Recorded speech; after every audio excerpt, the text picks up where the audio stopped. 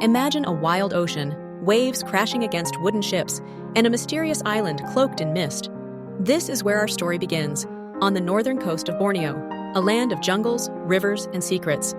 Welcome to the epic tale of Brunei, a tiny sultanate that defied empires, pirates, and time itself to become one of the world's richest little nations. How did this speck on the map rise from obscurity to power? Let's dive in. Trust me, you won't want to blink. Chapter 1: Ancient Shadows and the Maritime Jade Road. Rewind the clock to 2000 BC. Borneo's shores are alive with traders hauling jade, camphor, and pepper across the seas. This isn't Brunei yet, just a patchwork of Austro-Melanesian tribes scratching out a living. Fast forward to the first millennium AD, and things get spicy. The Maritime Jade Road, a 3,000-year-old trade network stretching from Taiwan to the Philippines, brushes Brunei's coast. Archaeological digs uncovered jade tools and pottery, proof this wasn't a backwater. By the 7th century, Chinese records whisper of a place called Poni, a shadowy port sending tribute to emperors. Was it Brunei? Maybe. Local legends say yes, but the jungle keeps its secrets. Then, around the 10th century, a tombstone in Brunei's capital hints at Muslim traders docking here. The stage is set. Something big is brewing. Chapter 2: The Birth of a Sultanate. Zoom to the 14th century. Picture a prince named Awang Alak Betatar, a man with ambition as vast as the South China Sea. Legend claims he's the first to embrace Islam, marrying a Johor princess and taking the title Sultan Muhammad Shah. It's 1368, and Brunei's born, not just a trading post, but a thalassocracy, a sea empire ruling the waves.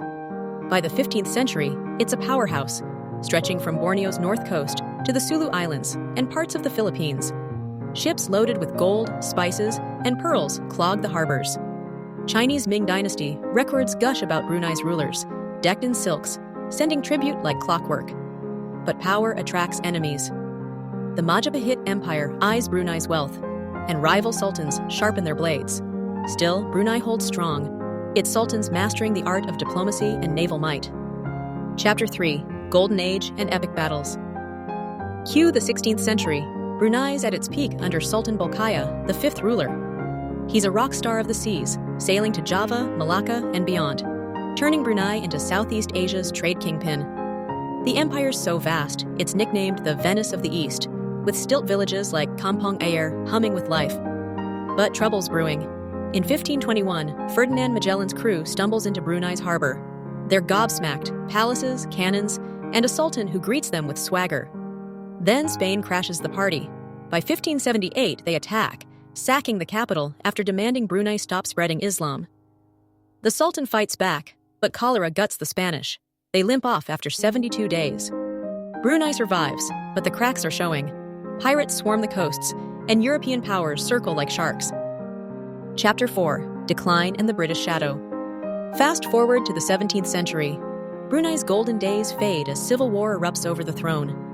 12 years of chaos, 1661 to 1673, bleed the empire dry. Trade routes shift, and European colonizers pounce. The British back James Brooke, a rogue adventurer who carves Sarawak from Brunei's flank in 1841, styling himself the White Raja. Brunei shrinks, its land sliced away. By the 19th century, it's a shadow of itself, clinging to a sliver of Borneo. In 1888, Sultan Hashim throws a Hail Mary, signing a deal with Britain.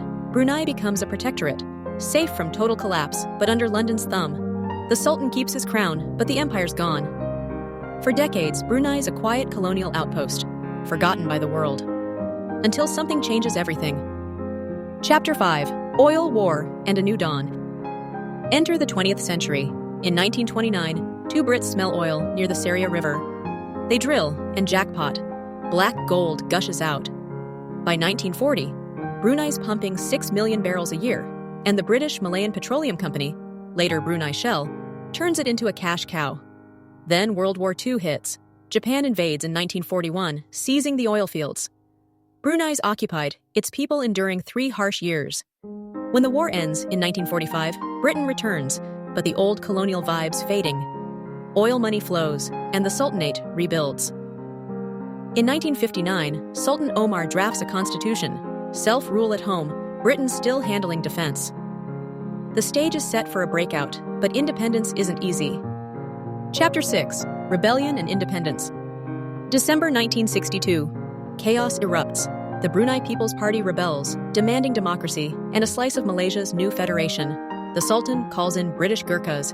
They crush the revolt in days. Shaken, Brunei opts out of Malaysia in 1963, choosing its own path. Sultan Omar steps down in 1967, passing the crown to his son, Hassan al-Bolkiah.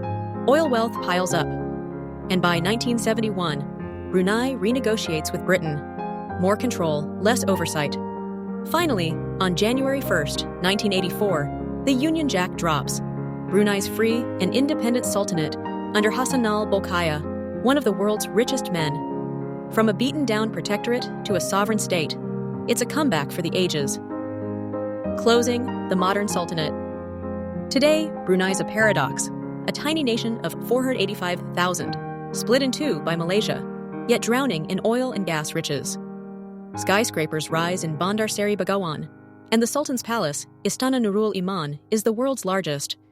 No taxes, free healthcare, and a welfare state keep the people loyal. But it's no fairy tale. Strict Sharia law, introduced in 2014, stirs controversy. Still, Brunei's story is wild, from ancient traders to Islamic sultans, from colonial pawn to global player. It's proof that even the smallest places can pack a punch. That's Brunei, born in the waves, forged in fire, and thriving against the odds.